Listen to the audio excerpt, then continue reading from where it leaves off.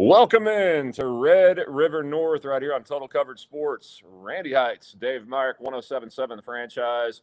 Happy holidays, everybody. We took a brief hiatus, but now we're back to do a little brief recap of OU Alabama. First of all, Randy, good to see you, man. It's been a while. It has been, man. Kind of craziness over the holidays, and it sucked we didn't get to do one, but I always felt like with Christmas week, you ran into that, family issues, and New Year's. It just was a perfect snowball. So we're back, though. We're back. Good to see you again. We've seen each other a couple times through the holidays, but, I will say this week's kind of been nice. Normalcy. Getting back to normalcy is what it feels like. You like that. I always feel like a kick in the nuts when football season is over, hunting season is about to come to an end, the holidays are over, and now it's like, kind of the doldrums. But you and I are college baseball guys, and we've got that to look forward to really quick on the horizon, getting excited for that. But we got business at hand. The Oklahoma Sooners hosted a playoff game in Norman, the Alabama Crimson Tide. You and I both liked the matchup for Oklahoma ahead of the game. I really thought that it favored OU, and I think we both said if OU gets off to a fast start, that's going to be a great thing. They did, and I can't tell you what happened, Randy. 3 minutes of crap, and then the season was over. Yeah, I mean, the snowball, and it's no excuses. Just it was exactly what you said. It felt like just one little thing happened, and they couldn't get it back on the track. So when they finally did, it was kind of too late. Even after that late touchdown in the first or in the fourth or in the early fourth quarter with Birch, yeah, you wanted to think momentum had switched, but just it wasn't enough. And it's the way it goes. Look around the country. Look at these playoff games. How it's gone. It seems like you know, when things start going wrong for a team, they can never get it back on the track. And it happened with Alabama last week against Indiana, and it's happened with a few teams out there when it goes wrong. And that's kind of what happened to Oklahoma. Move on to next year and really a successful season this year. And now it's about building on this year. Yeah, I agree with that. Been asked a lot. Did Brent Venables do enough to keep his job? Absolutely. I mean, 10 wins coming off of a 6-7, season. Yeah, he did. I mean, is there disappointment they couldn't get over the hump and get that first playoff win at home with a 17-0 lead? Yeah, there are. But as you referenced, the playoffs so far this year have been batshit crazy. I mean, nothing really has gone according to script. If you're an OU fan, you've got to look at building blocks, right? The next year to me is going to be what the tell, right, of how it's going. He starts off at 6-7, 10-3, 6-7, 10-3. Next year to me will be what this is going to be.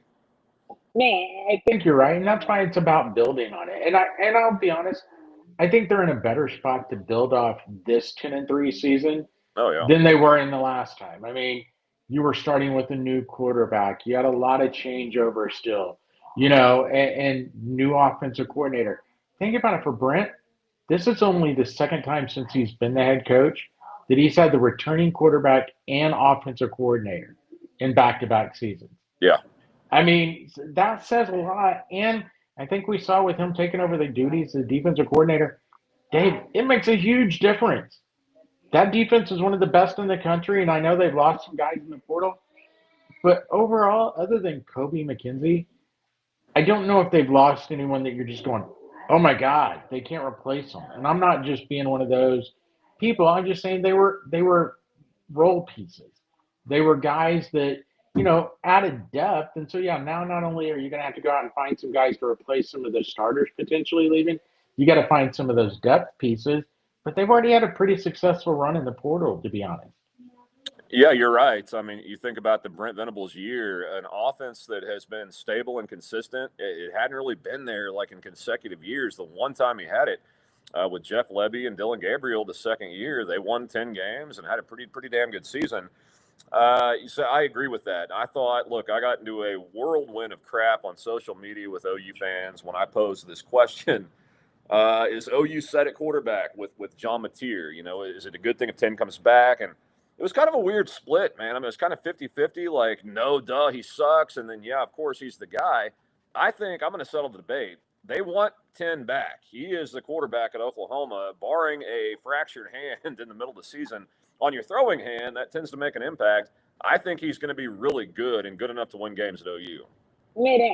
I think for all those OU fans, because I've ripped them since day one that want to rip John Mateer, I'm not making John Mateer out to be an All-American or a number one pick or anything like that. Look at the first 3 games of the year. Looked pretty good, right? Yeah. Got hurt. He struggled when he came back some here and there. Couldn't grip the ball. All of a sudden, he can grip the ball pretty well against Alabama. And yes, did they lose the game? Yes, they did. But did John Mateer look pretty decent? I mean, he even took Deion Burks, who I think is still a really good player. Adam Schefter has him still as a third-round draft pick, and made him look really good again because all of a sudden, Mateer can zing it into those tight holes. He can do a lot of the things. And I saw one of your social media posts that you put on there about John Mateer talking about threading the needle. Those were things for about a 6-game stretch when he came back from the injury he couldn't do. So yeah, OU, I think fans have a lot to feel really good about going into next year because of what Mateer can do if he can stay healthy. Yeah, and that social media post you're referencing, I mean, you don't see quarterbacks unless they're good do those type of things. I mean, 10 has the talent.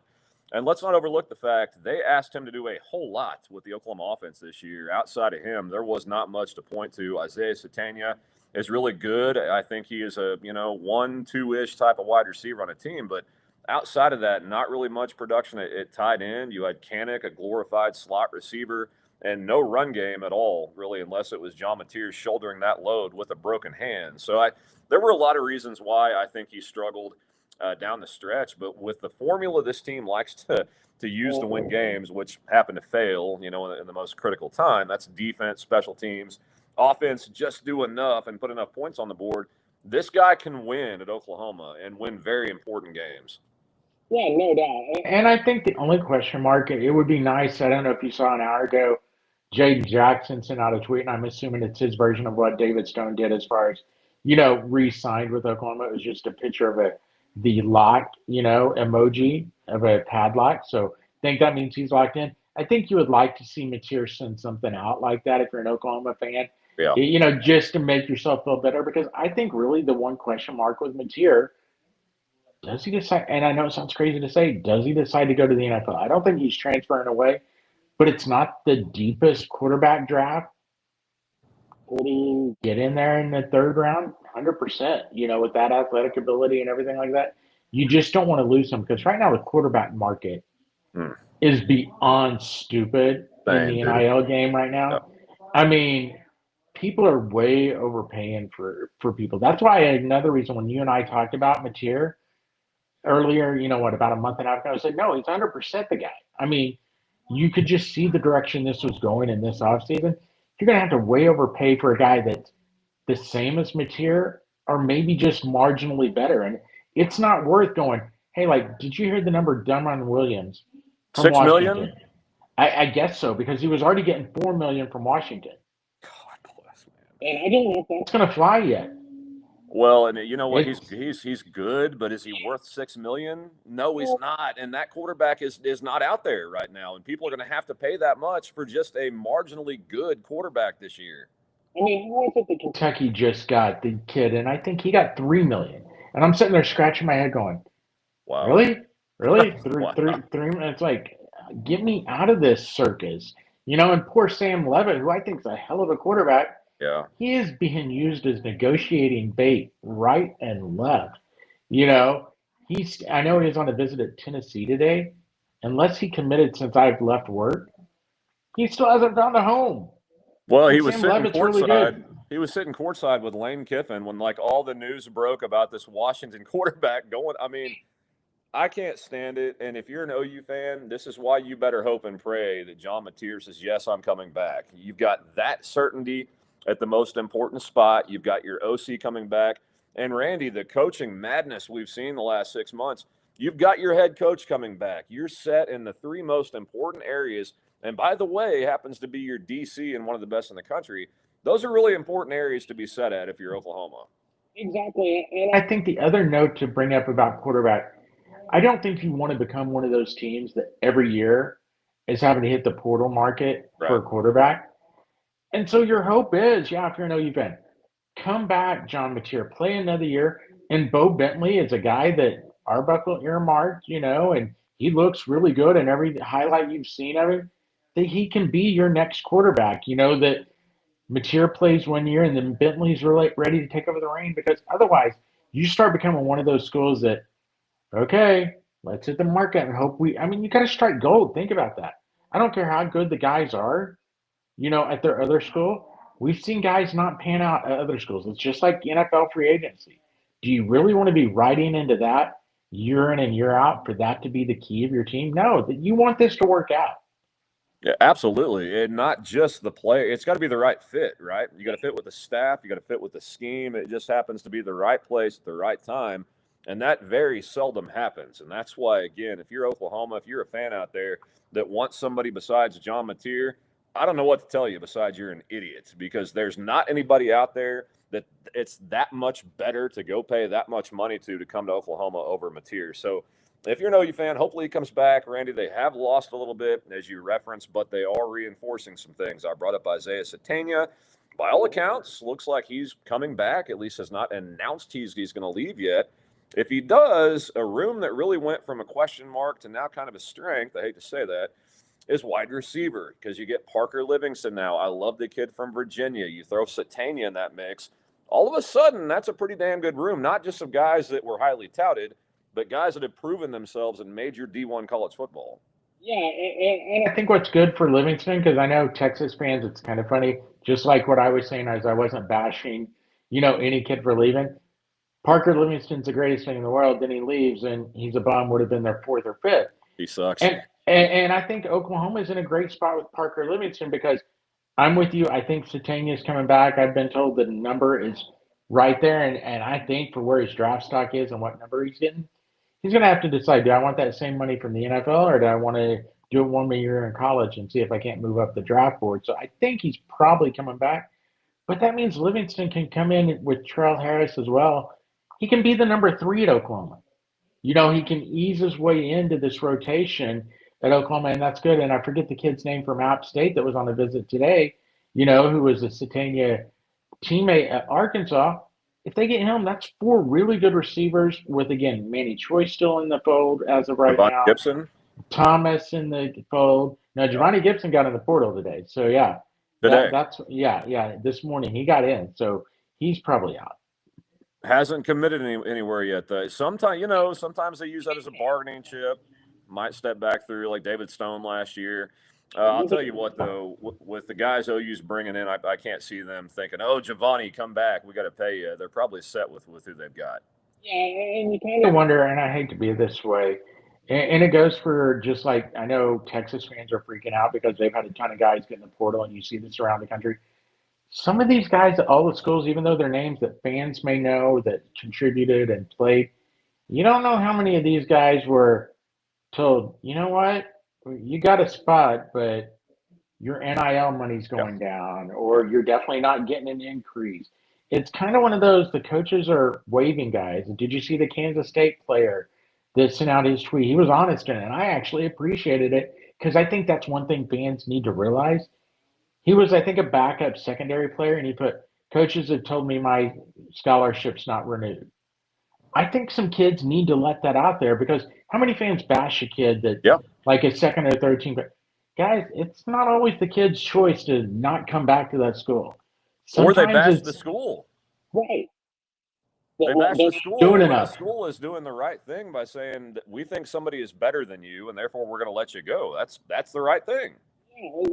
And I almost think both the school and the player need to be honest about it and kind of go, school, basically, we've cut this kid. For the player, hey, I was released today from my scholarship or my NIL deal.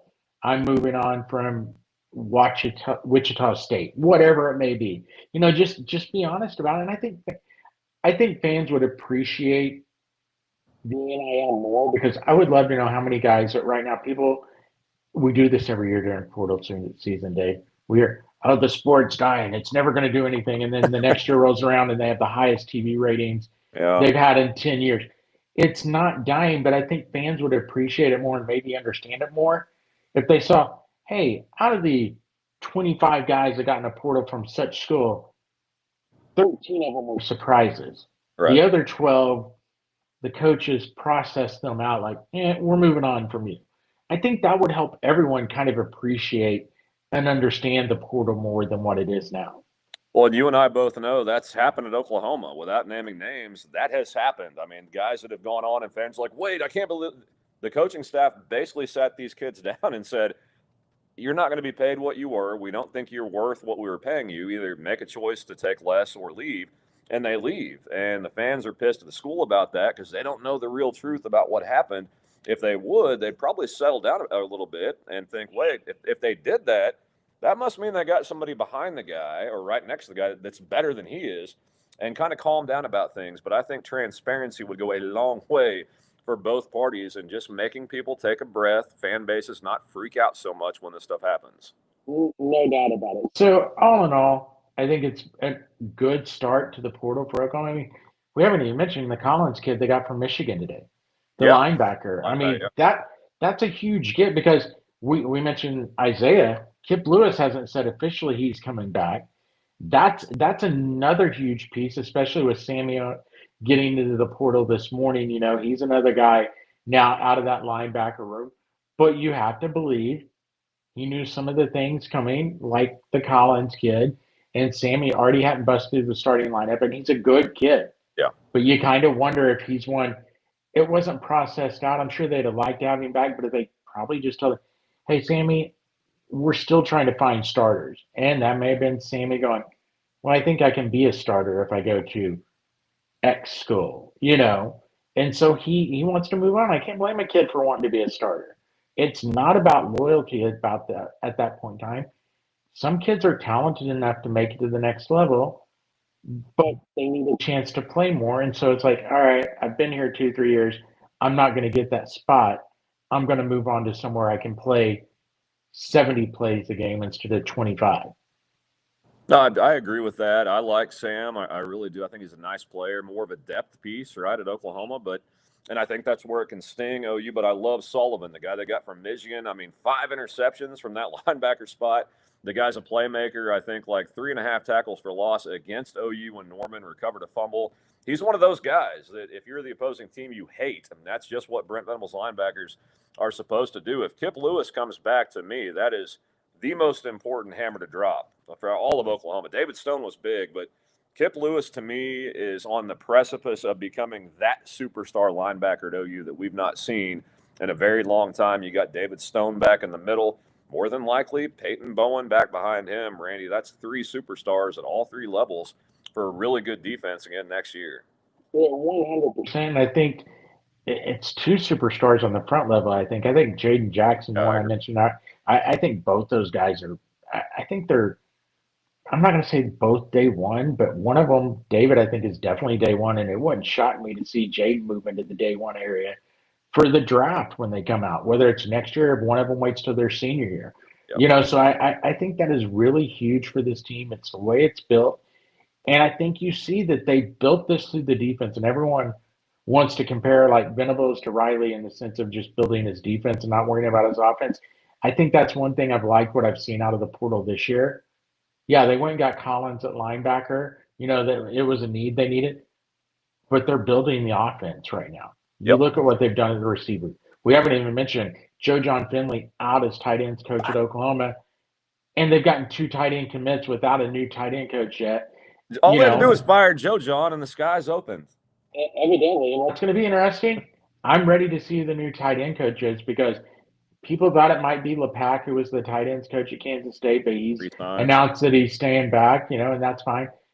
Jason Witten's kind of the name to sit and watch, and I almost wonder if that's not the direction they're going with it not happening yet. You know, like they're trying to figure everything out because he's going to be a guy that has to go through the clearinghouse and everything like that and take the test and everything where he can get out on the road recruiting. And so that will be interesting to see if they can get Jason Witten and his tight end coach. And I'll be honest, Dave, I think we're done on coaching moves unless there's still changes to be going on in the NFL. DeMarco Murray gets a shot as like a running backs coach at the next level. Yeah, I could see that. You kind of think if you're a smart head coach, you're a smart GM, you want guys in place right now through this portal window that have been communicating with guys for 3-4 years. So if things happen after this closes, I wouldn't be surprised. However, if they stand pat, I wouldn't be surprised. I don't like it. I do like the fact Joe John Finley. Look, there's no production to point to, so you got to go.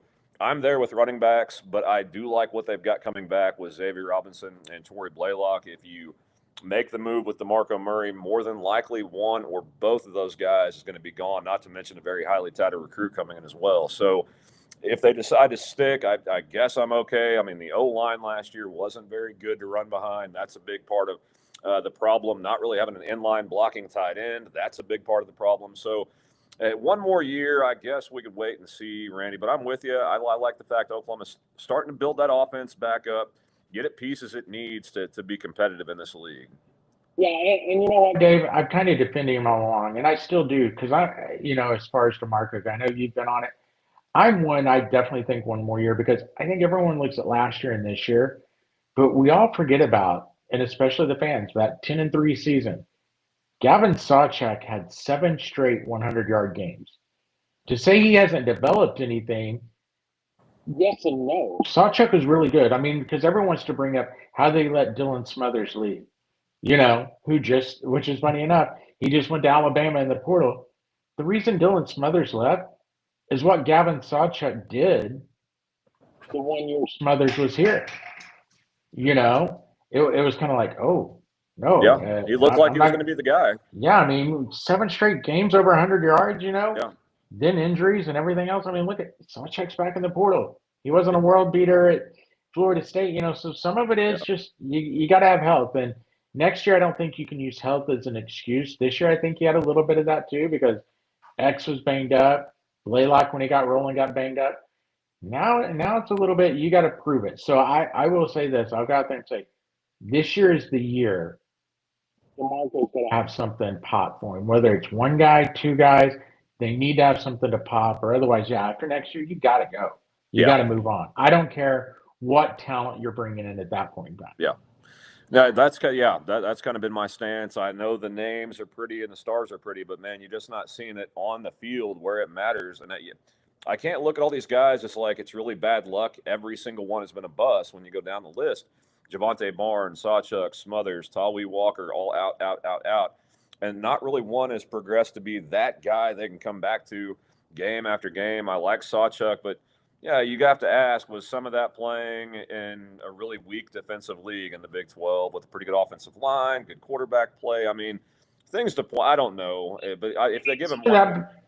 But regardless, that was still development. And that's why I'm saying you lose a Dylan Smothers. You know what I'm saying? Yeah. That's where it's like people want to focus on that. And it's like some of these guys, they wouldn't succeeded, to your point about playing in a weak defense. They wouldn't succeeded at a weak conference. Let's see what Dylan Smothers does next year at Alabama in the SEC. So some of this just guys, I'm with you because stars are easy to look at. I will say today was the first time I saw a tweet from the All-American game, not to go way off on all this. Jonathan Hatton is a thicker back than I've seen. He reminds me a lot of X, but maybe a little thicker, as far as just being able to pound the rock. And that will be interesting to see. If you got those two along with Blaylock, it'll be interesting to see. If they can't get anything done with that, there's major issues. So let's just see what happens next year. Well, and we kind of touched on this a second ago. I think the big catalyst is that offensive line, right? I mean, the shuffling and the injuries and constant guys in and out. I love the core they've got, right? With EPL, Foje, Fasusi. That's your bedrock. That's your cornerstone. The O lineman they brought in from Arkansas has played guard, has played tackle. I think he might slide in at another one of those guard positions. And then center, you got to figure out. They went out and got a guy that might start, might be for depth, but I like where that line's coming. And Randy, an inline tight end that can block, that does so much. People have no idea. They just have not had that the last few years. No doubt. It makes the offensive line better. I mean, as much as everyone wants to rip the offensive line play, which, again, we're not saying it's been great, when you don't have a tight end helping out, he's like your 6th guy on the line for when you want to do double teams. And right now, it feels like the last couple of years when they've wanted to do double teams, it's literally had to be the lineman and just like, forget the tight end out there. We got to do it all on our own. And sometimes that's when the guys come off the edge and make a little pass rush because the linemen are doing a double team on an inside guy and the tight end can't handle his job.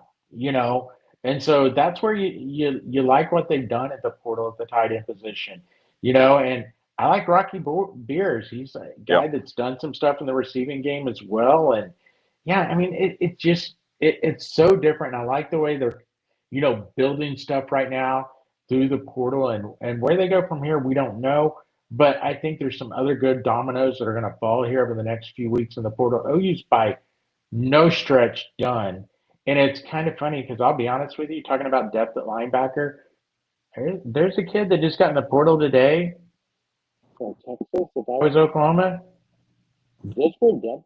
He's a young, talented linebacker. Bo. Yep. Go back at that. I mean, and that's not just to earmark Texas guys, but you got to look around for depth pieces. If you can find a young, talented guy, you can get him a little cheaper, hopefully, when they haven't went on to start him yet, and find that diamond in a rough. I would be looking at all guys like that if I was OU.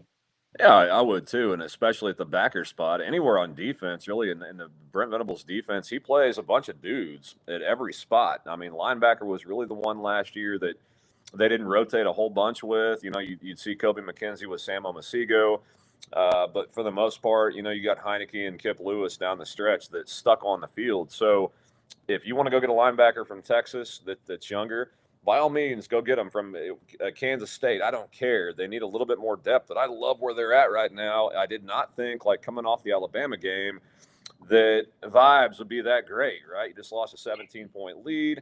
There's all kinds of uncertainty about John Mateer. Now, as things that you begin to stack days, you start to see like, well, it looks like at least we think John Mateer's coming back to OU. He hasn't announced anything otherwise, so kind of think that.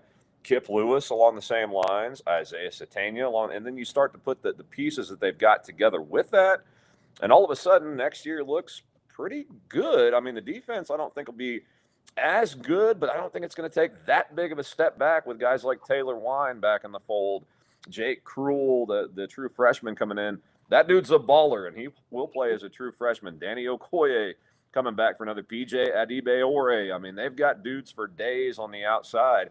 That's where I love that UTSA D lineman, 6'4", 270, 3 sacks from the interior. They got to replace guys like Grayson Halton. That's another great depth piece on that D line. Yeah, no, exactly. And that's kind of what I mean. Those kind of pieces, and people will go, oh, like the UTSA guy. Oh, they're going cheap. They're going back to the Power 5. Guess what? Some of the Power 5 guys are not cheap. No. They're legit guys. Look at Oklahoma State with Mestamaker. Yeah. The quarterback, not cheap. Hawkins was not cheap. Some of those group of 5 guys deserve shots at the Power 5 level because they're that talented. And I'm not making out the San Antonio kid to be a superstar. I think he's worth a flyer. I think he could be really good for him throughout his entire career. He spends at Oklahoma. So, yeah, you take some of those shots. Why not? It gets you better because also you can say it's cheap or not cheap. You can't have multi-millionaires at every position. Even the NFL doesn't have that. Right. You got to find those right guys. And I like what Jim Nagy's done with that front office and eyeballing and recognizing guys that you think might be ready to go. Yeah, and we talked about this for multiple years now. Nagy in Oklahoma, really where they spend the majority of their money when we hit this part of the season is retaining talent. Guys like Peyton Bowen, guys like David Stone, like Kip Lewis, we think is coming back. That's where you spend your money. You go out and you plug a few places in the portal like they're doing with Parker Livingston, the UTSA guy, the Virginia wide receiver, and then you start to build up the rest with high school recruits as your bedrock, your foundation, which the recruiting classes have been really good for Oklahoma the last four years under Brent Venables. So if you start to look at it big picture-wise, what they're doing portal, what they've got coming back, where they're spending their money, next year you start to have some hope.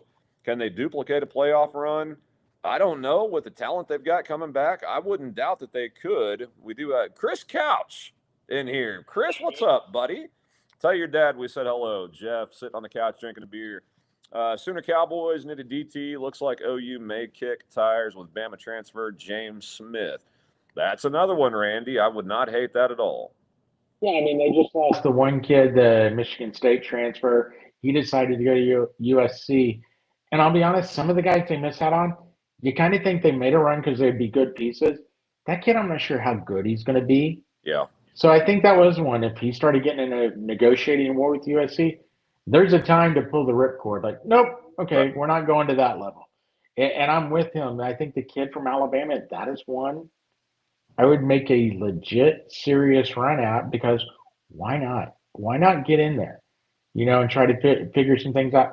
And to be honest, Oklahoma fans, and I'm not just saying that's because we have Texas fans, all of you calm down. It could be worse. Texas feels, and it's crazy to think, Texas feels like they're melting down. And I don't think they're melting down, but their fan base, you would think they just lost the world.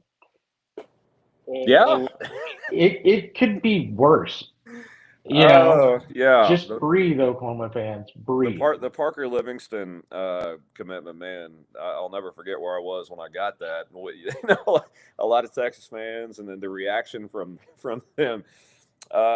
It's where we're at, right? I mean, if you're an OU fan out there, ask yourself this: if Ryan Broyles had left OU and committed to Texas, and you had to go play against him in the Cotton Bowl, you wouldn't like it, right? It's you're not supposed to like it. So there's that aspect. I get it.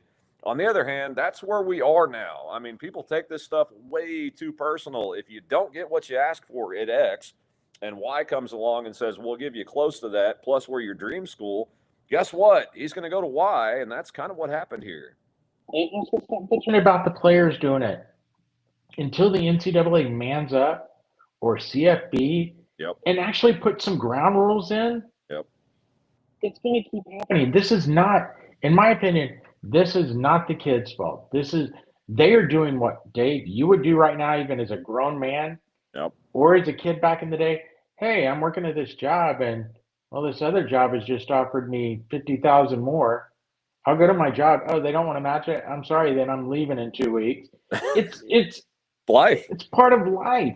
Yeah. But guess what? If you would put some rules in that would allow these contracts, I don't know, let's call it a collective bargaining agreement, CBA. All of a sudden, if you would do that, guess what? You could do 2-year contracts. You could do 3-year contracts. But because the scholarship is year to year, how are you going to keep a kid? That's the question, right? And I think it's driving fan bases like Texas crazy. Here's kind of my thing with the portal. A lot of OU fans, a lot of fans, period, of teams, when Cam Coleman hit the market, right? Oh, you got to get Cam Coleman. You got to do this. I say no because of the price tag he would draw, right? Okay, if you do that, you can't go get Trell Harris from Virginia. You can't get Parker Livingston. You probably can't afford to keep Isaiah Satania if he opts out of the NFL draft and comes back. This allows you to actually build a roster instead of what we saw Auburn doing last year in Norman, and that's playing 50-50 balls with Cam Coleman from Jackson Arnold because that was their entire offense. That's what they could afford. That's why you don't spin the bag on Caden Durham or Cam Coleman, but you go out and get 3 to 4 guys, probably not talented, as talented, but the collective is what you look at, and that's what makes it worth it.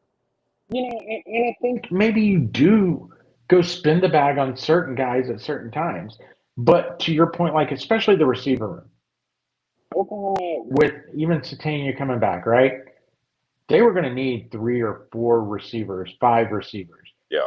And people will say it's because Oklahoma's broke. It's not being broke. It's being smart. You see NFL teams do this all the time.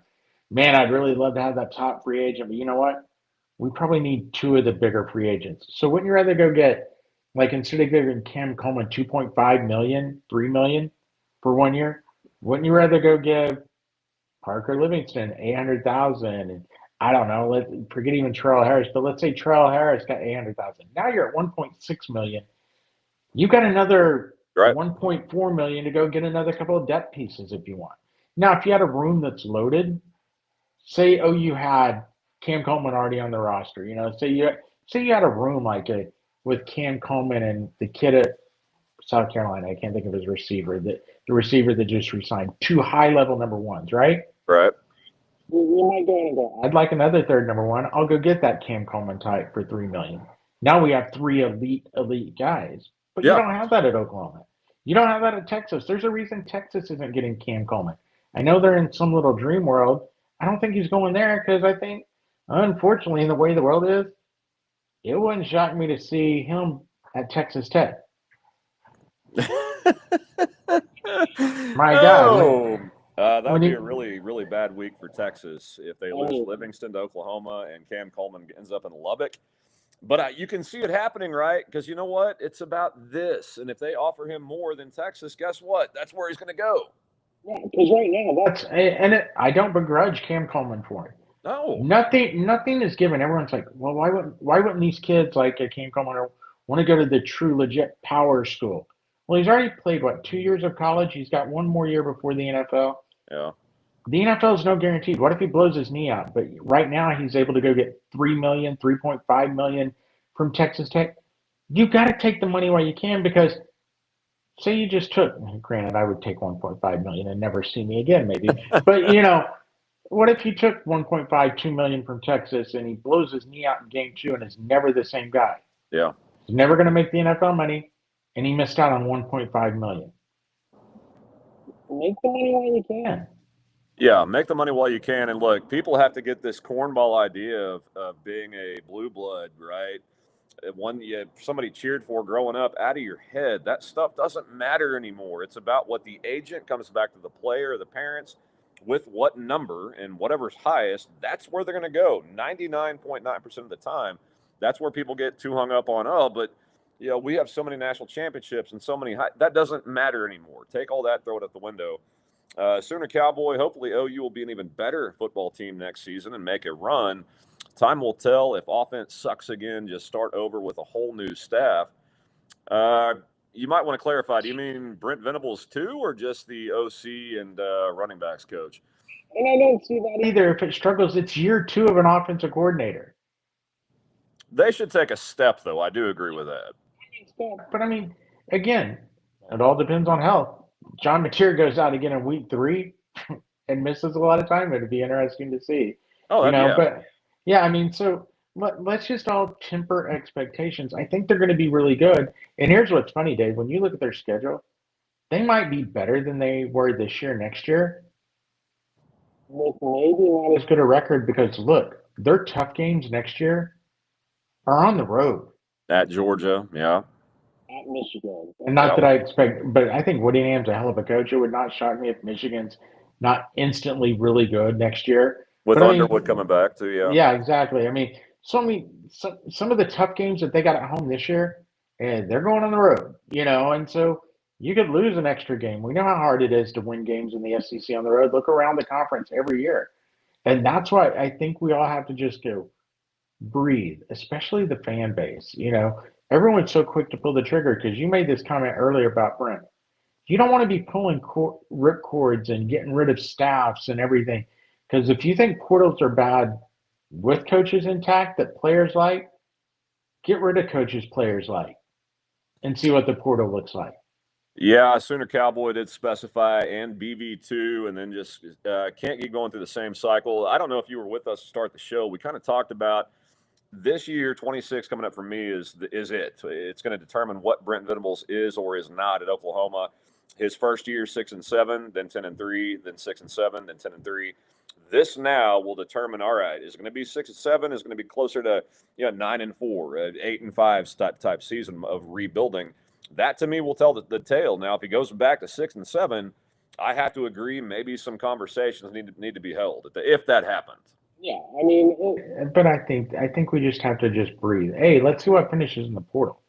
Yeah, I mean, I think they're building I don't something expect to that be to happen, right. But if it did, Yeah, I mean, it would be interesting. But yeah, I think that's just that. To be honest, and it's not Sooner Cowboy. This is a lot of OU fans in general. That's almost them.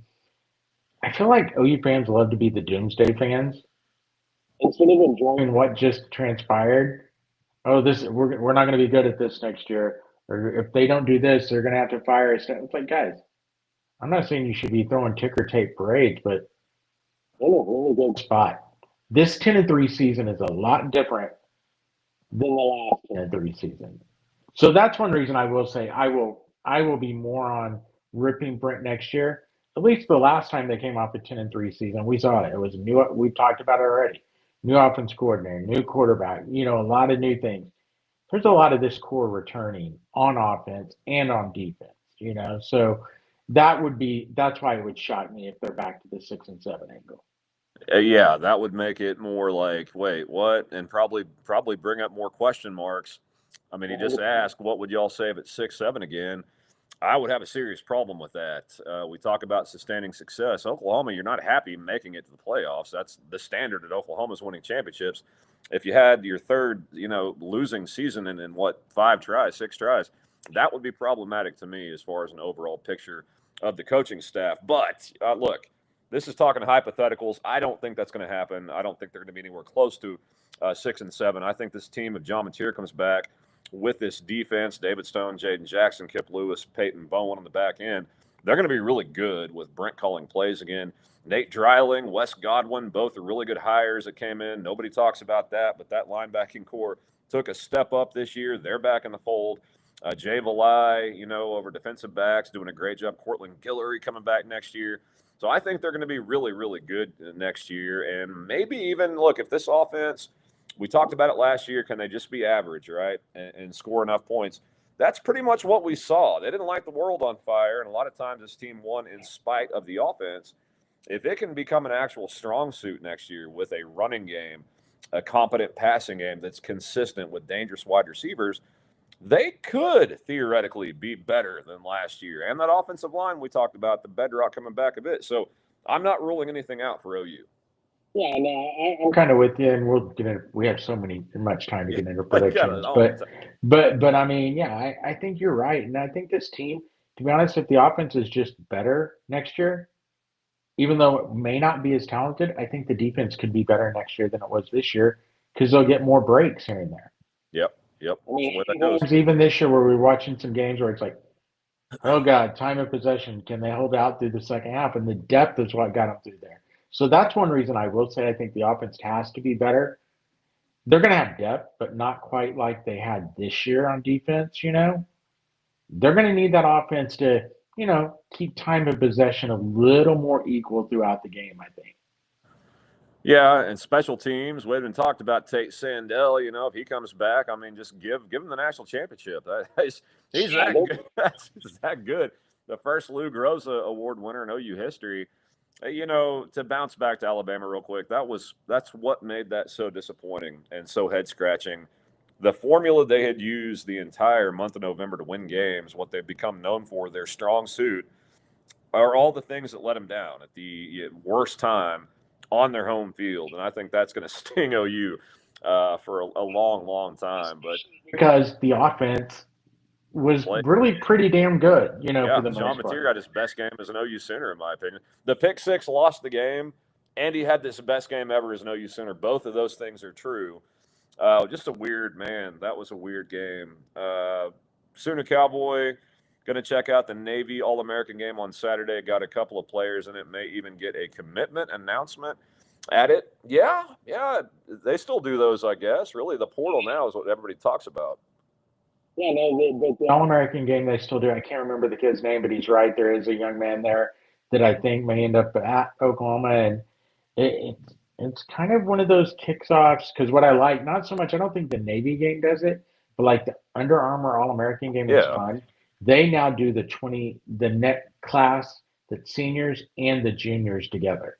Okay. So you can even see some of the other guys, and it was last week, so it's kind of nice to see some of that. But yeah, Oklahoma's in a good spot, and their 27 recruiting class is on fire. So that's why, again, when everyone wants to worry about is Brent's job, don't even put that out there in the ether right now because you don't need other not even fan base, so the coaches be able to look at their fan base, how they feel about Brent. They want him gone, blah, blah, blah.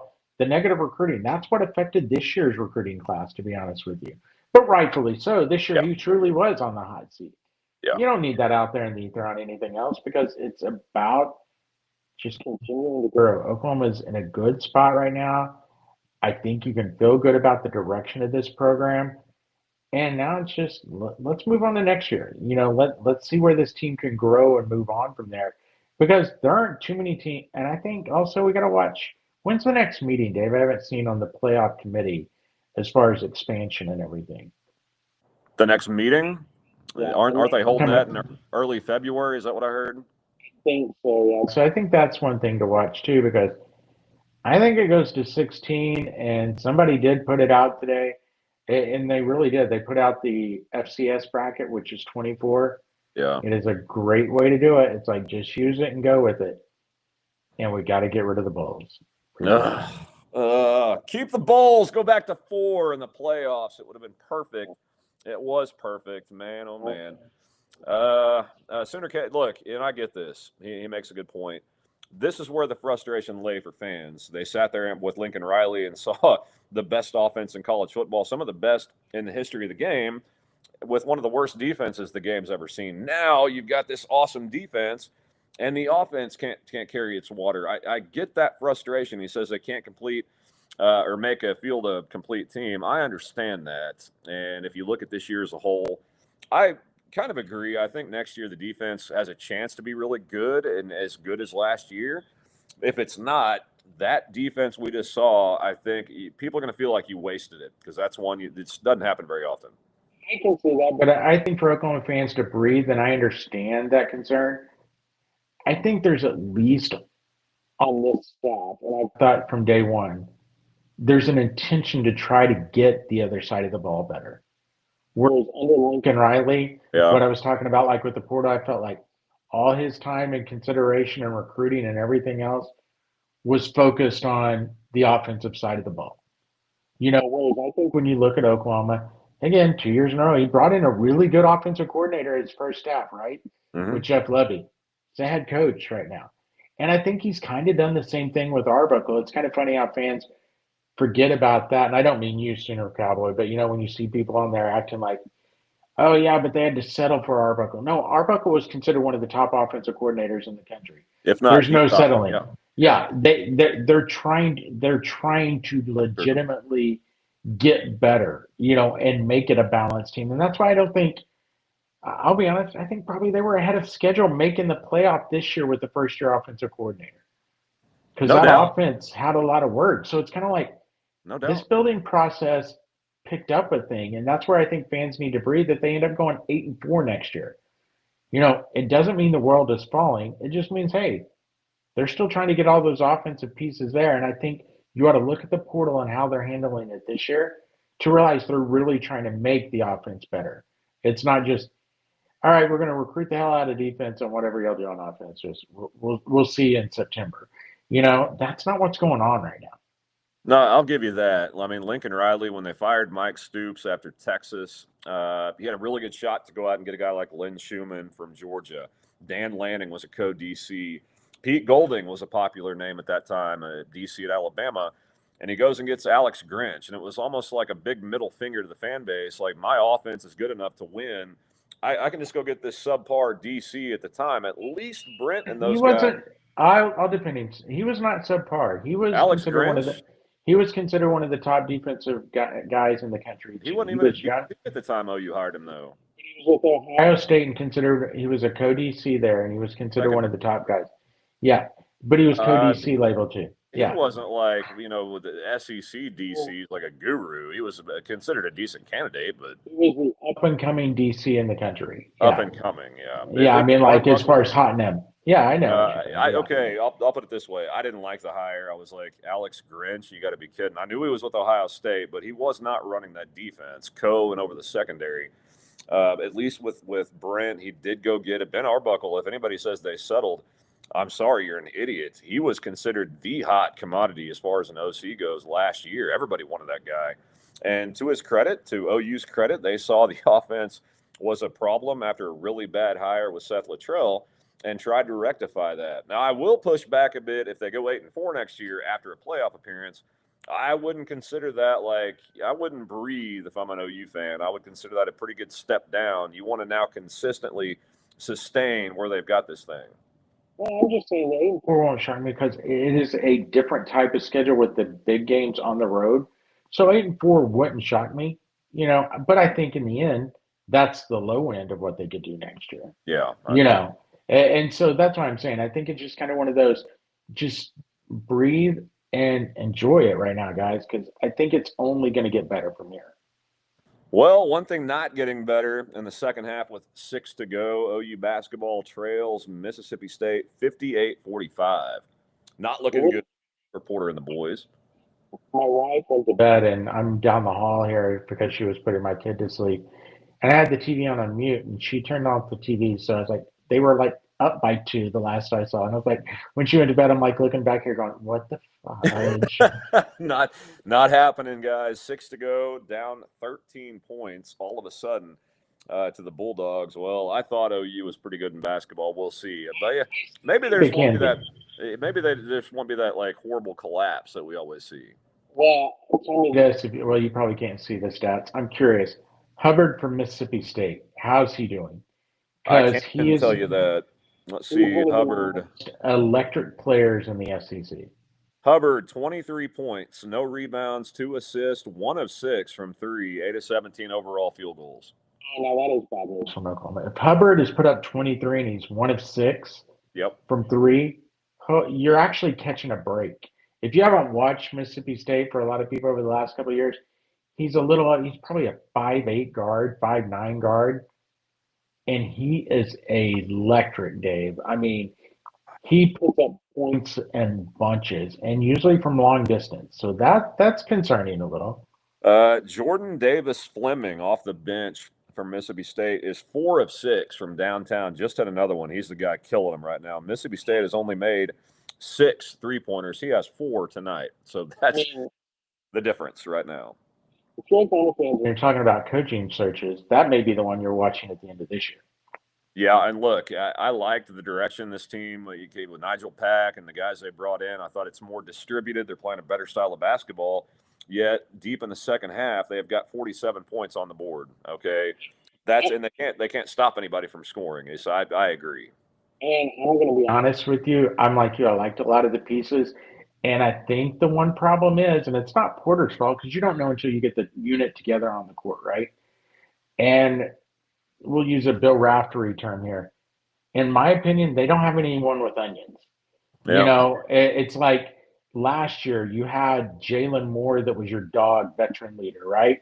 Who would get in crunch time and needed a basket, go get it. And then you had your uber talented Jeremiah Fears that, hey, I'm going to put the team on my back and win. As good as Nigel Pack is, I don't see him being the guy that wants the ball always in crunch time. I don't see that guy on this roster so far that when things start getting a little bad for him, that it's like, give me the ball, I got it. Kind of like what we saw out of Fears and Moore last year down the stretch when OU did start winning those games to make the NCAA tournament. Well, Nigel Pack just buried a 3, 52-60 with 5 to go. Need my words, Nigel. Yeah, he's got 9 points. Mo Wiggy only 2 points and 4 rebounds. Davis 13, Brown 13, and Reed with 7, and that's about it. We'll see what happens. Look, you know my stance on Porter Moser. Last year, I was like, all right, we'll take a flyer. He made the tourney. I don't think he's a good coach. I think this team has a lot more talent than what this is showing. I know it's early in the season. They got a decent record right now, but I have a feeling by the end of February we're going to be like, yeah, probably time to look for a new coach. It's a huge week for Oklahoma. I thought they need, which if they lose this game, they lose it because I thought they needed to go 1-1 this week. Yeah. 2-1 in the opening 3 games.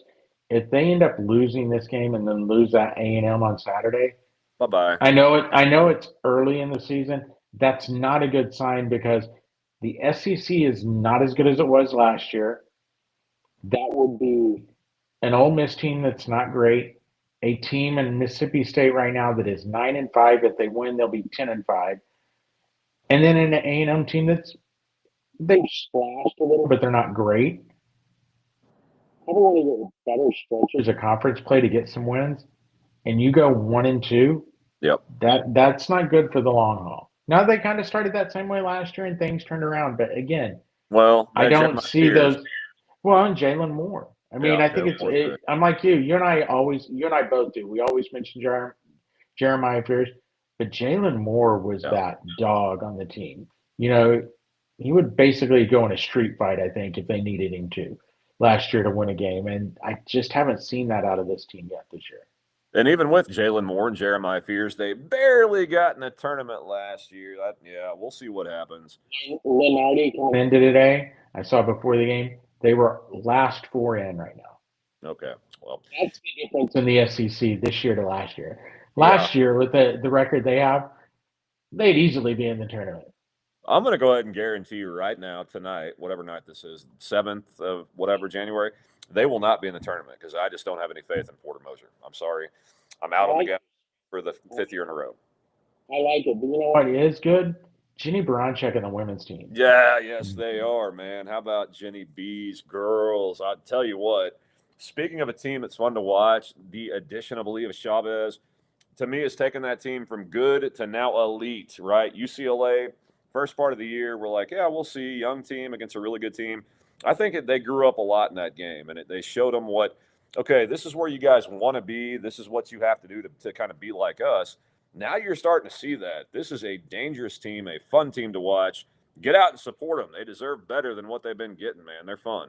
no doubt, and I know They've got a really busy week this week. I forget who they play tomorrow, but then they have Kentucky on Sunday, I believe it is, and that game is huge because Kentucky really, really good. I mean, they beat LSU in Baton Rouge last week to open the conference season on January 1st, the same night Oklahoma was opening conference season. So Okay. that will be a hell of a matchup. And then a Whoa. week from Sunday, they have LSU are coming to town, I believe it is. So Ole Miss, Kentucky, LSU, and South Carolina. That's their next 4 games, man. Let's go. it's going to be brutal. because for us sitting here saying the men's conference is not as good as it was last year, the women's conference this year Yep. is just like the men's last year. It is murderer's row because Kentucky, when they went to LSU and won, they were number 11 team in the country at the time. And they won a tough, hard-fought battle against LSU. So yeah, this conference is legit. Well, too bad for OU men. They're not. They're going to lose tonight, and more than likely not make it the tournament. That's my prediction right now. I like Randy, it. enjoyed getting back on with you. We'll talk a lot more next week about, I'm sure, the portal more, and then OU football more. Probably start to dive more into basketball or whatever we want to talk about. You got anything you want to wrap up with? 37 days from baseball season, Let's go. which means 30 days from softball. Can you believe we're that close to spring sports? I can't. It's gotten here in the blink of an eye. I was Messaging people back and forth today in the university trying to get some information because we carry all the games and like, well, we don't have this yet, but we do now have all these. So trying to get game times together because it's crazy to think. That's what's funny about how, and this is kind of behind the scenes action, right? That's what's so funny, different from football, especially in college, to basketball is almost like football where you have all the game times way in advance. I just said we're 37 and 30 days away, right? I currently don't have a schedule with game times. for softball and baseball. They know the games and where they're playing, Yeah. but we do not have game times yet. Do you think that would ever? I mean, it flies in football to a degree because, especially before the SEC, they have TV options. But Yeah. even now, the SEC, we know the entire year's game slate. Whether it's at least going to be a 2:30 or 7. There's options. We're 30 days and 37 days away. I've got 2 game times, 2 or 3. The opening weekend for OU baseball and the tournament. That's what I've got. Why would you need it? You're only the guy that dictates when and how it's played on the radio, right? You don't need that information. Oh, and I don't even need. I need it, but it's funny because when you talk to them, they don't have it yet because they're dealing with people. That's what's funny to me. It's not the fact they're just keeping it from, in a radio affiliate, the flagship, or fans. No, they're still putting it and finalizing it together. We're 37 and 30 days away.